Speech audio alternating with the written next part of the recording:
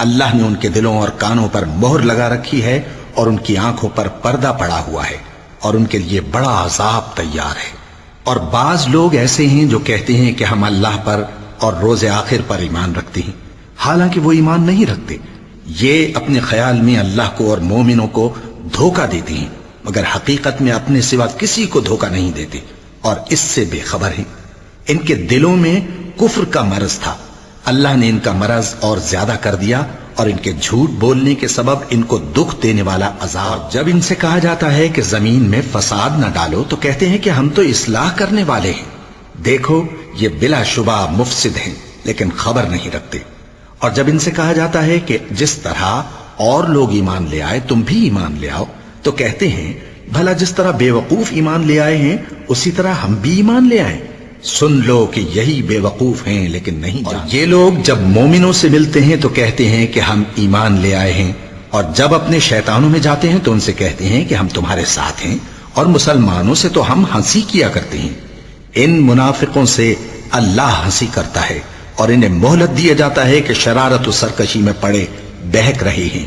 یہ وہ لوگ ہیں جنہوں نے ہدایت چھوڑ کر گمراہی خریدی، تو نہ تو ان کی تجارت ہی نے کچھ نفع دیا اور نہ یہ ہدایت یاب۔ ان کی مثال اس شخص کی سی ہے جس نے شب تاریک میں آگ جلائی، جب آگ نے اس کے ارد گرد کی چیزیں روشن کی تو اللہ نے ان لوگوں کی روشنی زائل کر دی اور ان کو اندھیروں میں چھوڑ دیا کہ کچھ نہیں دیکھتے۔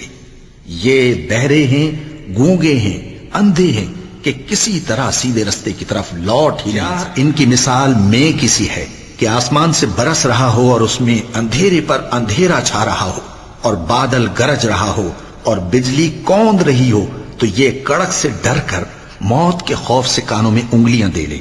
اور اللہ کافروں کو ہر طرف سے گھیرے ہوئے ہے کہ بجلی کی چمک ان کی آنکھوں کی بصارت کو اچک لے جائے۔ جب بجلی چمکتی اور ان پر روشنی ڈالتی ہے تو اس میں چل پڑتے ہیں، اور جب اندھیرا ہو جاتا ہے تو کھڑے کے کھڑے رہ جاتے ہیں۔ اور اگر اللہ چاہتا تو ان کے کانوں کی سنوائی اور آنکھوں کی بینائی دونوں کو زائل کر دیتا۔ بلا شبہ اللہ ہر چیز پر قادر ہے۔ لوگو اپنے پروردگار کی عبادت کرو جس نے تم کو اور تم سے پہلے لوگوں کو پیدا کیا تاکہ تم اس کے عذاب سے جس نے تمہارے لیے زمین کو بچھونا اور آسمان کو چھت بنایا اور آسمان سے مے برسا کر تمہارے کھانے کے لیے انواع و اقسام کے میوے پیدا کیے، پس کسی کو اللہ کا ہمسر نہ بناؤ اور تم جانتے تو ہو۔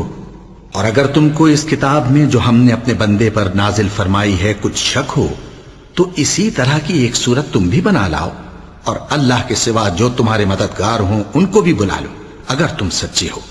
پھر اگر ایسا نہ کر سکو اور ہرگز نہیں کر سکو گے تو اس آگ سے ڈرو جس کا ایندھن آدمی اور پتھر ہوں گے اور جو کافروں کے لیے تیار کی گئی۔